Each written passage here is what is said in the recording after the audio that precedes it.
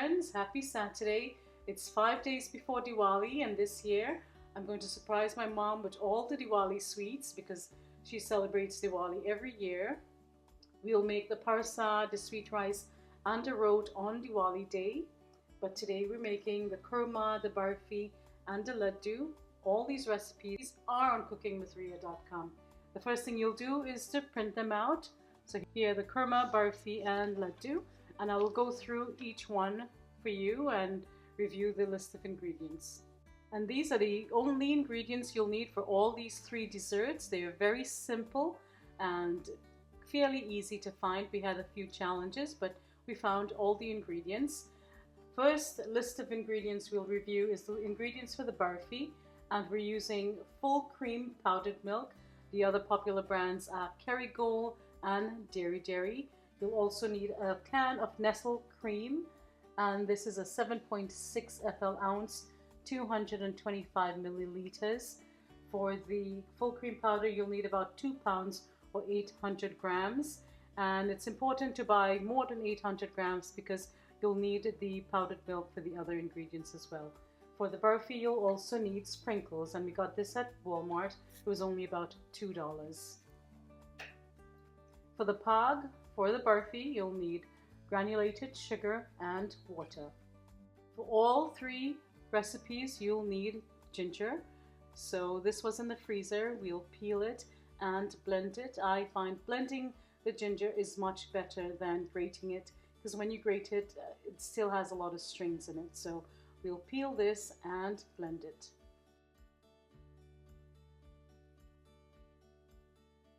Moving on to the list of ingredients required for the kurma recipe, you'll need all-purpose flour, ground cinnamon, ground cardamom, grated ginger, cold butter, evaporated milk, and carnation milk.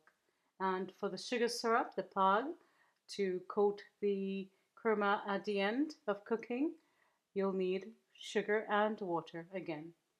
For the third recipe, the laddu, and I may not make all in the same order. For the laddu, you will need ground split peas, and we're using the Shake brand of split pea powder, and this only costs $1.69. My mom bought me a couple of bags because during Diwali time it becomes very scarce, and you'll need this for sahina, for kachori, for baigani, for palori, and also for karhi. So this is a very important part of the cooking process for Diwali if you're making all the sweets and appetizers and the karhi. So make sure you stock up on the split peas, and we're using Shake brand. And the water, I will give you the exact measurement for the water because different brands may require different amounts of water. That's something I learned last year. It varies. For the laddu, you'll also need coloring, and this is a yellow coloring. It looks orange. We're hoping that it comes out right. We did not find the powdered coloring like my mother-in-law used in Trinidad. You'll also need ghee. We'll need 2.5 tablespoons of ghee, a half tablespoon of the condensed milk, ground cardamom, which is required for all three of these recipes, powdered milk. We'll use about a cup of powdered milk, and grated ginger again. We'll also be making pag for the laddu as well with the sugar and water. So the pag is consistent in all three recipes with varying levels of consistency. The tools and equipment needed for these recipes are very basic, and I'm sure you have most of them. If not, check the shop on my website for a link to the various products. A bilina, in Trinidad we call this a bilina, which is what we use to make roti. We'll need it to roll out the dough for the kurma. Measuring cups, and I love these beautiful rainbow measuring cups. They're very sturdy when they don't fall. A knife to cut the kurma. You'll need one of these to fry the batter for the laddu.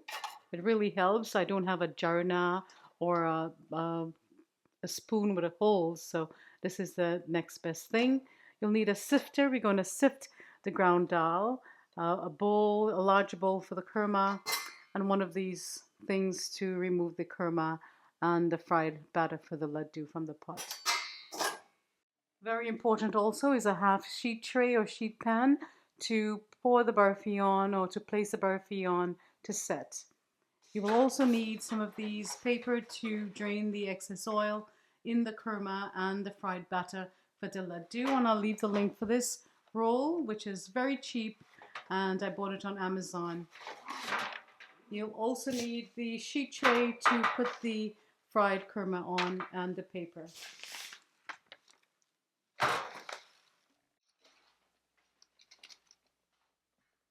Ginger requires a little bit of patience. These were in the freezer. I stored them there so they don't go bad. And just use a spoon to scrape it off. You can cut off these little bits to make it easier to get into those difficult spots. Then we'll rinse it, cut it up and put it in the blender with a little bit of water.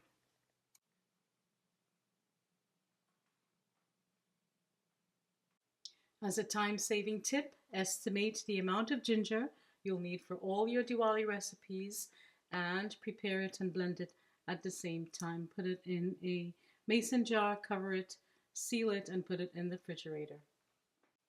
And for a health tip, if you're using organic ginger, don't let this go to waste. Boil this to make a cup of tea.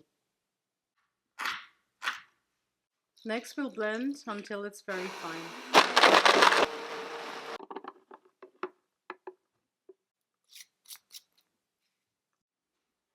The first thing I've done is measure out the flour, 2.5 pounds. I believe it's about 8 cups of flour. I will update that in the recipe for you, in the printable recipe.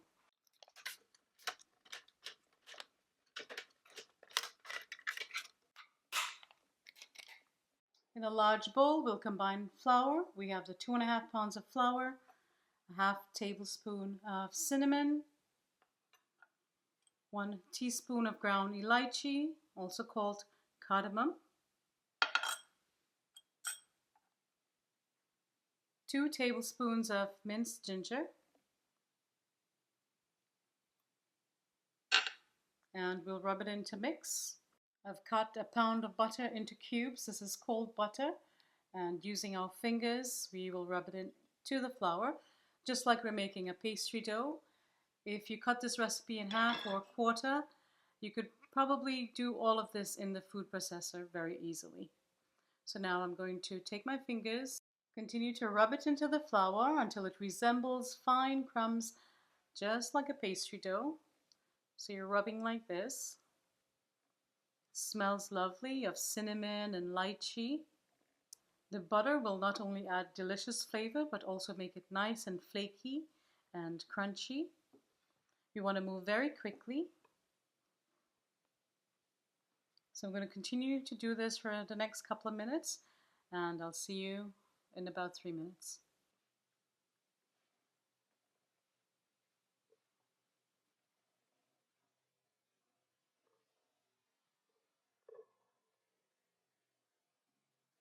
Next I'll add a can of condensed milk, and this is about 14 ounces, and I believe it's about 395 grams for those of you who are using grams. This is the only sweetness we're adding. We're not adding any sugar at this point. It's going to be very sticky now. And I'm going to start with a half cup of evaporated milk. And then we'll add more as required. It's a very sticky, gooey process. It's all fun. It's going to stick to your hands. Just rub it together.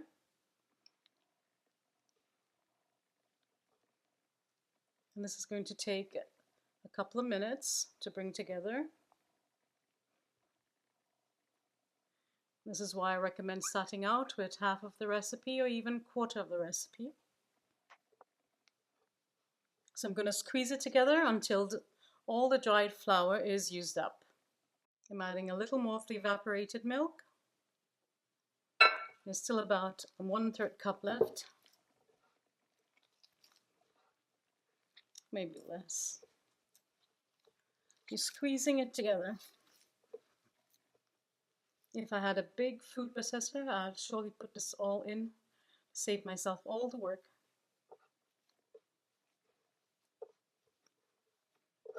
Bring it towards the center. Takes a little bit of woman power.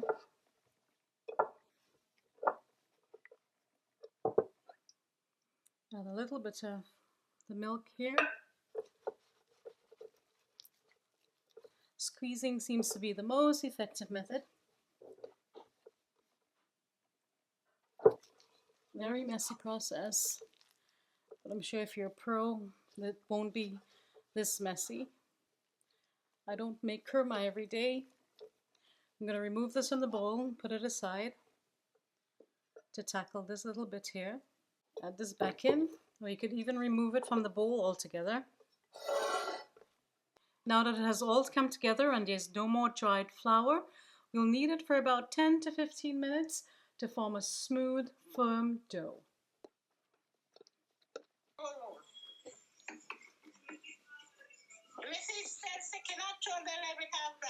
Yeah, it's not sticking anymore. Right. I've kneaded it for about 10 to 15 minutes. Took a lot of effort. And dough is perfect now because it's smooth and there aren't a lot of cracks. If you see cracks during the kneading process, it means that it needs more liquid. So continue to add maybe a teaspoon at a time of evaporated milk. So now I will cut it in three, make 3 loyas or 3 balls and place it in the refrigerator. And this dough is almost 5 pounds. So we'll try to divide it evenly, and if it's not even, that's quite all right. We're not professionals.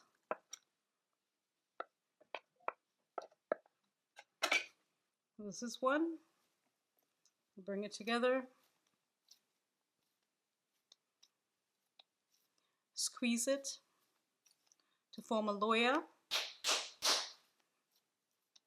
By any means necessary, just bring it together.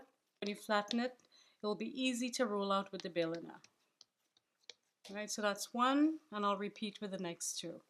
So now we have 3 loyas, and we'll place it in a resealable bag and put it in the refrigerator. You could put this in the freezer and defrost for the next time, or you can do all at the same time, or fry all the same day.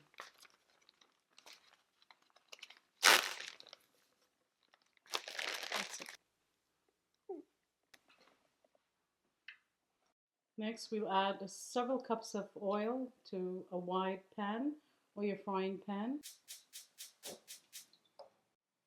We've added about 7 cups of oil to this wide pan over high heat, and we'll allow it to come to temperature.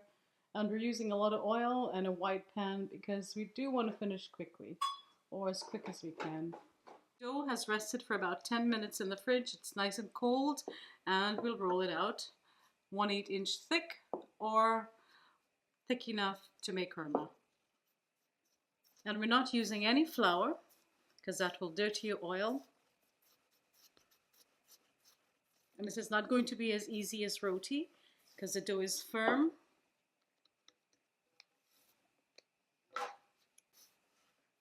I think that's a good thickness there. We have this, it's about 10.5, maybe about 10 inches wide and about 10, okay, so it's like a square. We're going to try our best to cut it in 1.5 inch strips.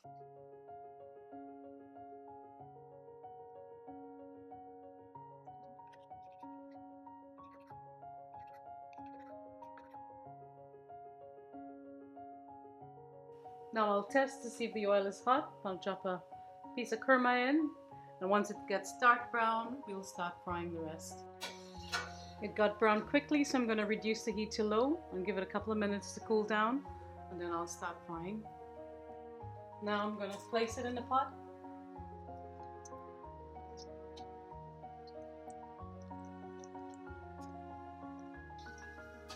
We'll remove it from the pot and repeat with the remaining dough. The first set is going to be too dark or too light. We'll just adjust it as we go along.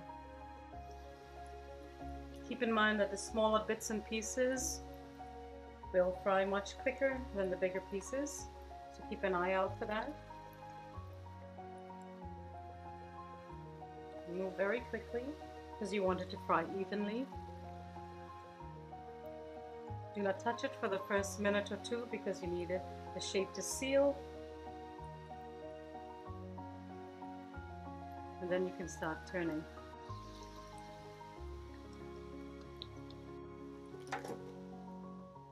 Fish them out as they finish. Each will take maybe a different set of time because we took more than a minute to put it in the pot, so we'll have varying colors. So just fish out the darker ones.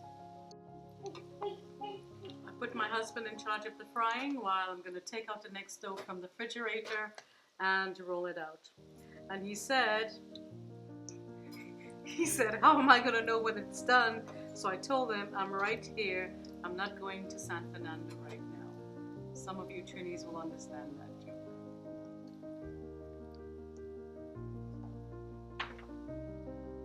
Fish it out quickly, Don.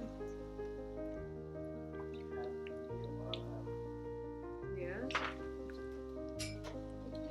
Quick.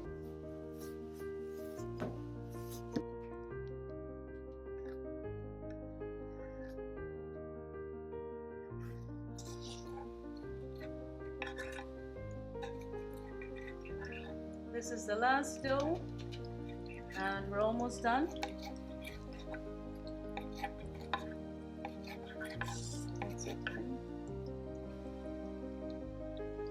We are done frying the kurma. We have enough kurma for a small wedding, maybe even a large wedding. So feel free to half the recipe. We have lovely biracial kurma here, but my preference is these darker bits. It's really giving me life right now to continue making the rest of the sweets. We'll allow this to cool and then we'll make the sugar syrup.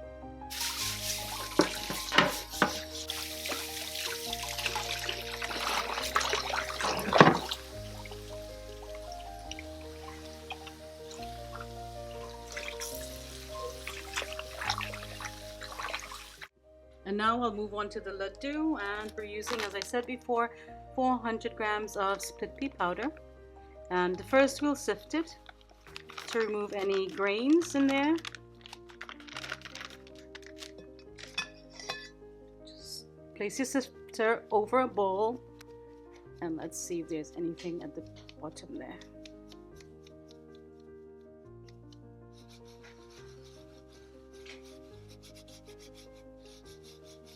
We did not have as much split peas as in the video we did in Trinidad, but there's still big grains in there.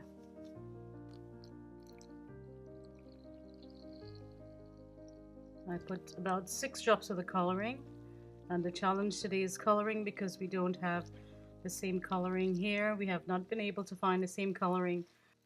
So I think this will be a good color. We're going to have to keep this and hope that it works. We have 6 drops. I'll add some more water. And the split pea in Trinidad only required 1 cup of water. So this is why exact ingredients may not work all the time, depending on the brand.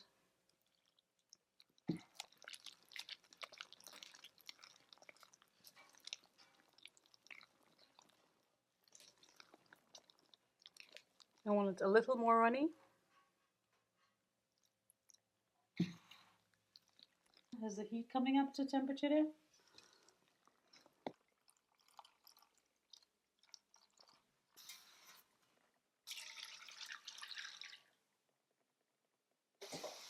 So first I'm going to try it with this buttered spoon. Pass pieces in this way. The holes are elongated this way, so I'm going to pass it in the opposite. He is just adding just a small bit and passing it through. It's all about technique, and you're going to get little bits and pieces. You want to make them even and small so that it will grind easily. I'm going to continue with this. And remember, the heat is on low. We don't want it to burn or get dark brown. You have to take your time and hurry up, if that makes any sense.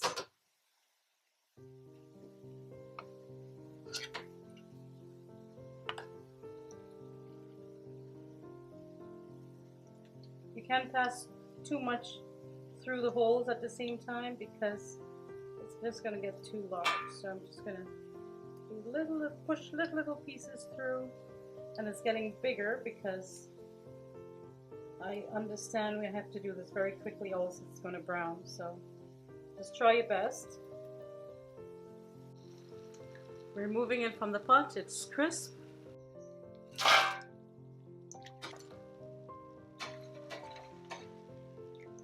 It could be a little more yellow, but that's a challenge of the coloring that we have. You could put also tip a bit of turmeric for the color, but we'll try to work with this.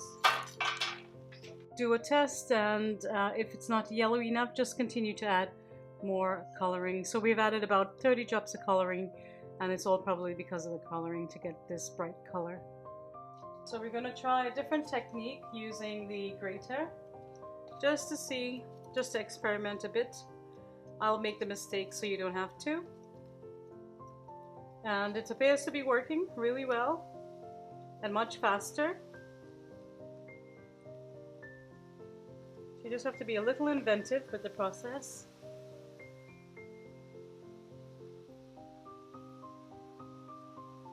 Much more efficient, and I love efficient and fast.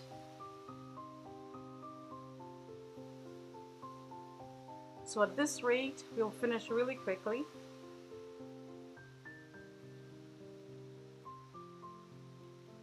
And don't put too much at a time. You see what happened there? I got a little excited and started pushing too much through at the same time. So you just want to push one layer at a time. I think I could put a little bit more in there. Here, you just little bits at a time. So you're going to control it through your fingers. And that's it. We'll fry this until it's light golden brown.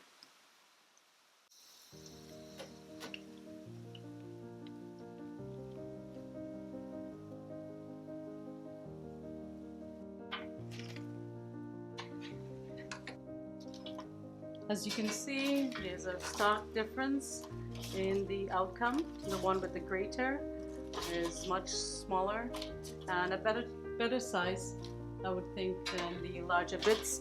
These would be very challenging to grind in a food processor or a food mill. And there's a difference in color as well because we added more coloring to this set. So I suggest frying a smaller amount or quantity and adjusting right after. We waited a bit too long to adjust the coloring. I want to try it with the ricer. Just to show you, I like to keep things interesting and show you various tools and methods.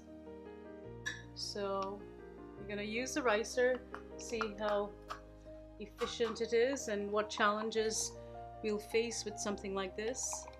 So I won't do a lot because it's coming out too thick and it's not separating in there. If you're using this, the batter has to be much more thick. So keep that in mind if you're using this. You're not going to get a really fine grain and a smooth texture when you're grinding it. All right? I'm only going to do that much. I'm not going to do the rest. This is not very effective for this reason, unless you make the batter much more thick.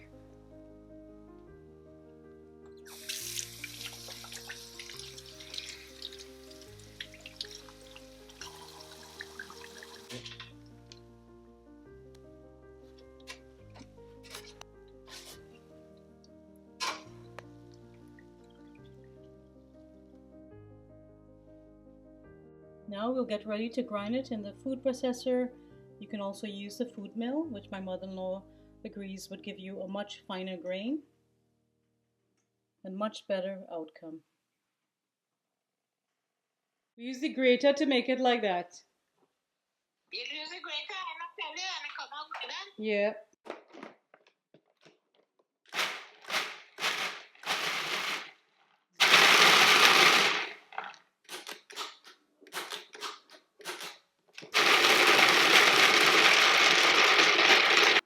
Final product. It's nice and fine. It's not a powder. It's just fine grains like ground dal. I'll repeat with the next set. It did take a couple of minutes to get to this stage, so be patient.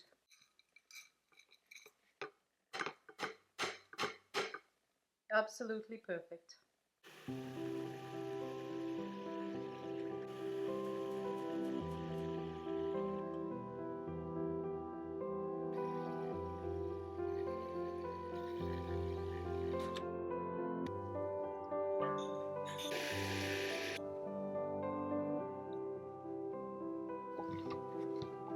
One more set. We're almost done.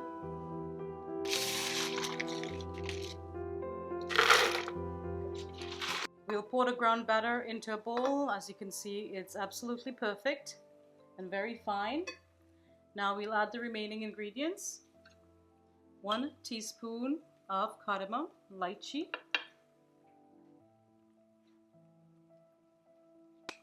We have 1 cup of powdered milk, full cream powdered milk.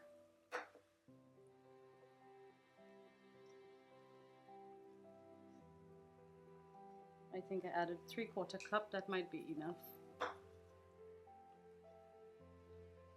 Also will take away from the yellow color, I'm thinking. Now I'll add 1 tablespoon of the ginger that we blended earlier and rub it in.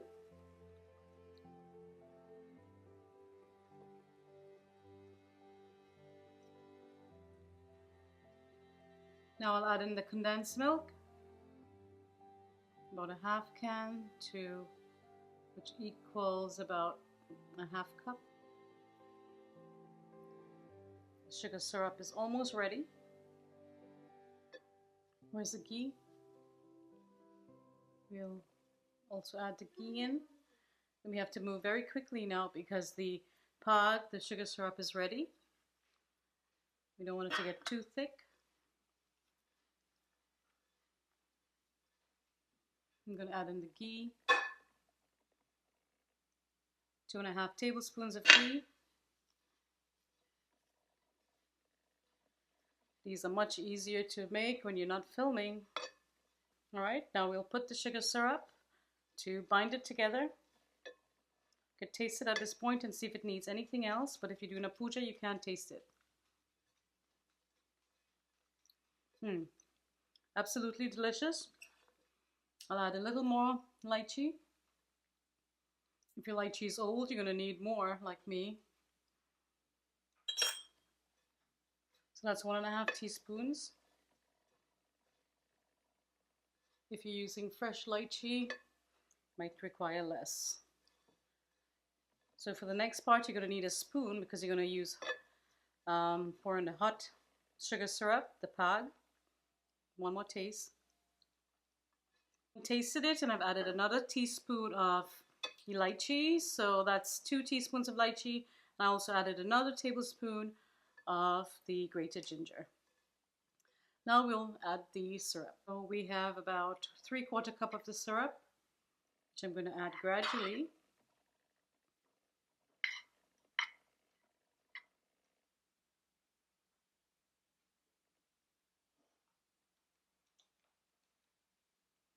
I've added a half cup. So the sugar syrup boiled for like 15 minutes.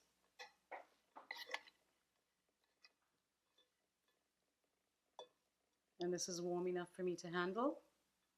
Maybe not yet, let me pour in the rest of it.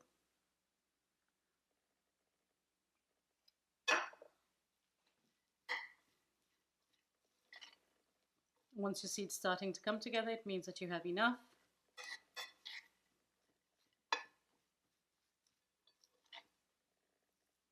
eliminate the spoon. Right, fix it like that. A little bit of the ghee here.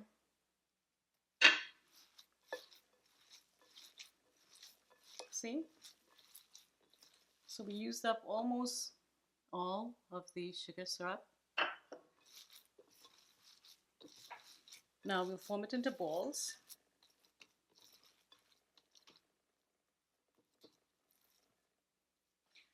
Let's see how big we want it. Oh, it's absolutely lovely. Smells amazing. Tastes amazing. I did put another tablespoon of ginger because I love ginger. And that's it. Your first ladoo. I'll repeat.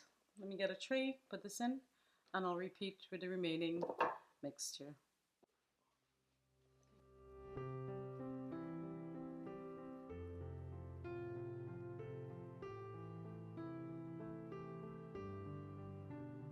Use the roundness of your palm to get that round shape.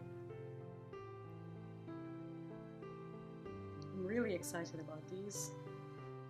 Excellent recipe.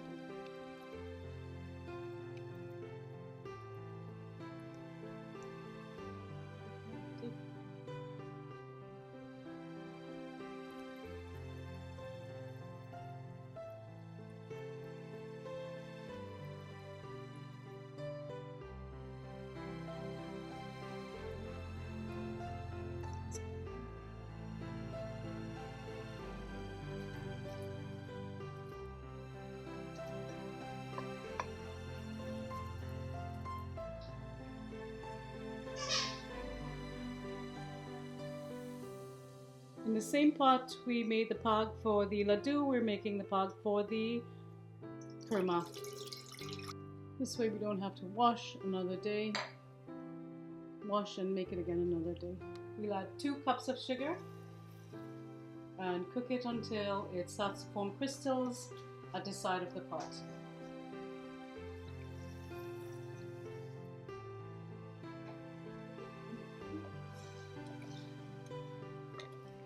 We'll stir until it dissolves and boil on medium-low heat. The time is now 5:11. We'll let you know how long it takes.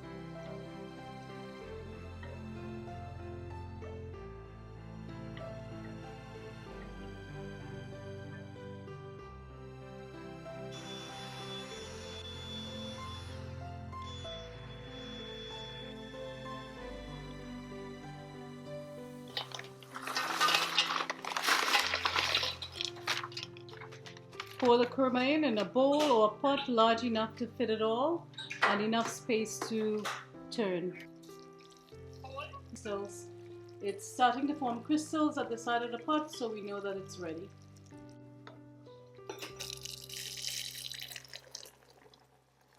We'll gradually add in and we'll turn.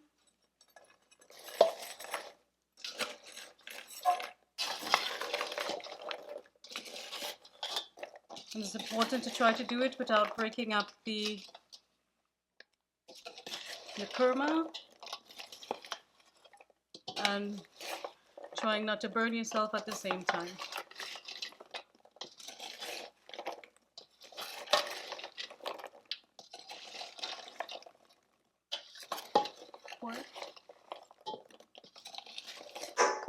And it looks absolutely delicious. Tastes absolutely delicious. Soaked immediately.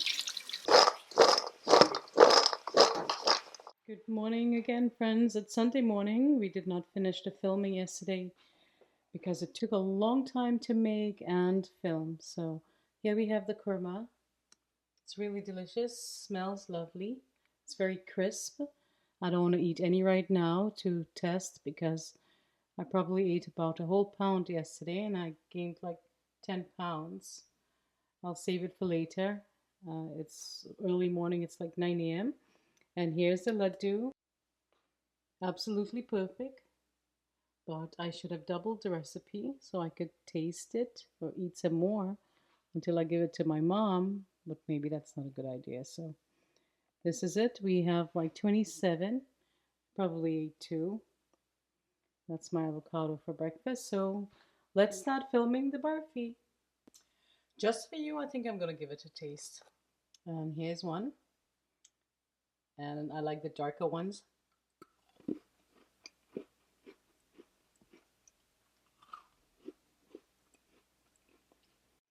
I don't know if you heard that crunch, but it's really crunchy. I'm going to make some tomato choka for breakfast, put it in the oven. The first thing I'll do is to grease the tray. My mother-in-law usually uses a plastic tray, but this is all I have. So you'll see how it works.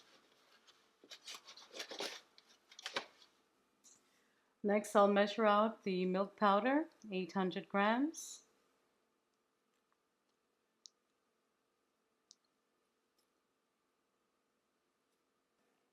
And that's equivalent to 1 pound and 12.2 ounces. Next, I'll add 1 teaspoon of ground cardamom and the cream, and I'll rub in to combine. Oops, all right. I'll rub it with my fingers to combine. And this is the cream I added.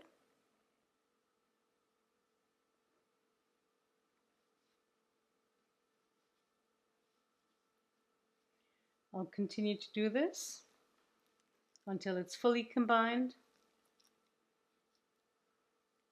And then my mother-in-law gave us another tip that I'll show you in a couple of minutes. So this is going to take a couple of minutes, about 5 minutes.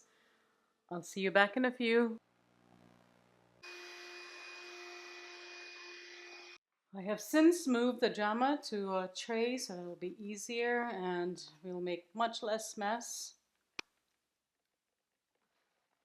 Looks good. Next, I'll measure 3 cups of sugar. 1, 2,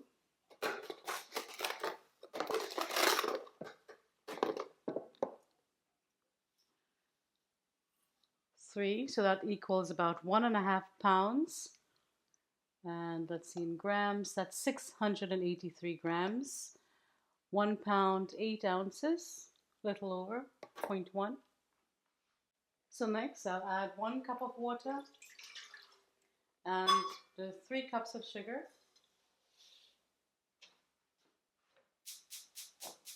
We'll start at high heat and then we'll reduce it.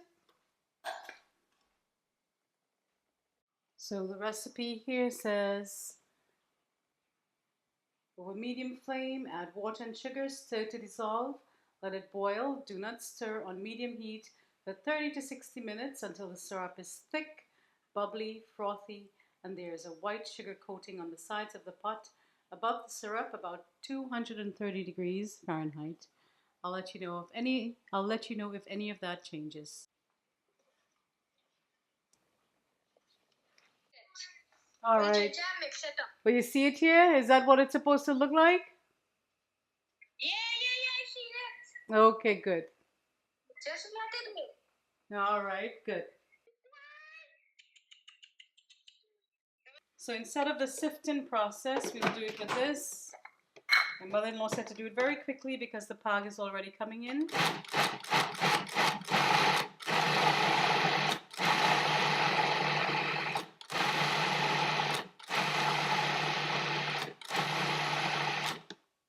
It's on very low heat in the back here. See that a little closer? I'm going to add some of the ginger at this point so I don't have to do it by hand. Pour this into a bowl and do the next step.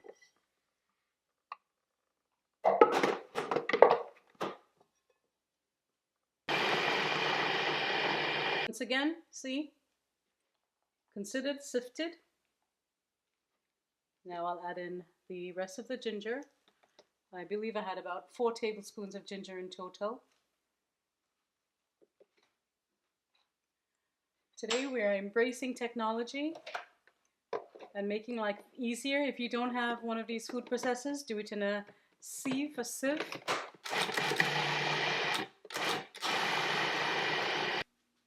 So this is it. Finished product. Well, it's not totally finished, but it has the ginger and the cardamom.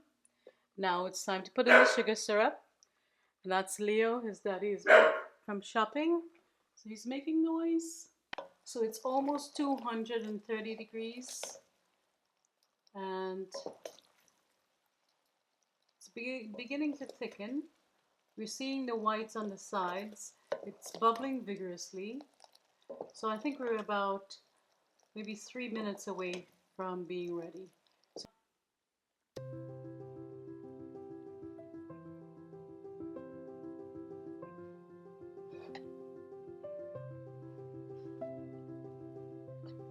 Not too okay, ready.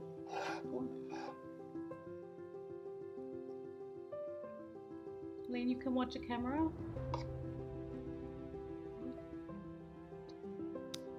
So.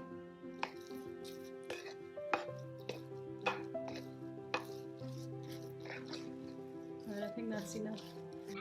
Now we'll pour it into the tray.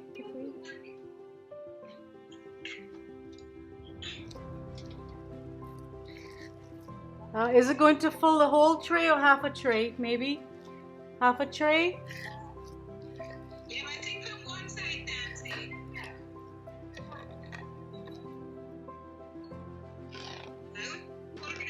The whole tray? Okay. Shake up the tray, shake up the tray. Yeah, shake it up. It's going to be too thin, no?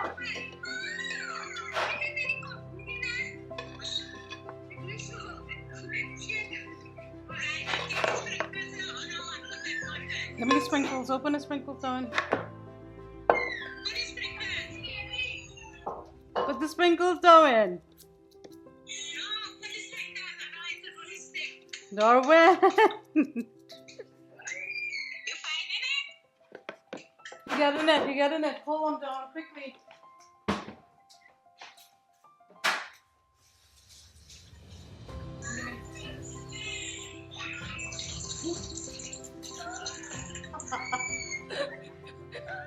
Open the sprinkles, Darwin. Alright, so we didn't have the sprinkles open, so.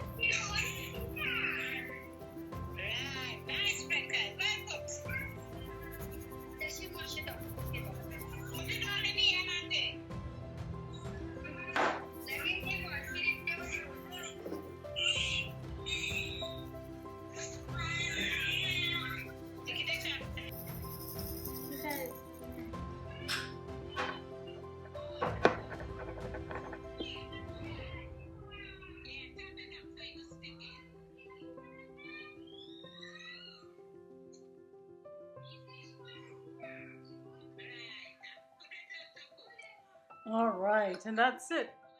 And that's it. The barfi is done. When it is almost cool, still slightly warm, we will cut it into cubes. Thank you so much for joining me once again. I really hope you've enjoyed being in the kitchen with me. If you have, please like this video, share, subscribe, and leave a lovely comment below. I always love hearing from you. Until next time, stay safe, be well, cook, share, and love. Bye bye.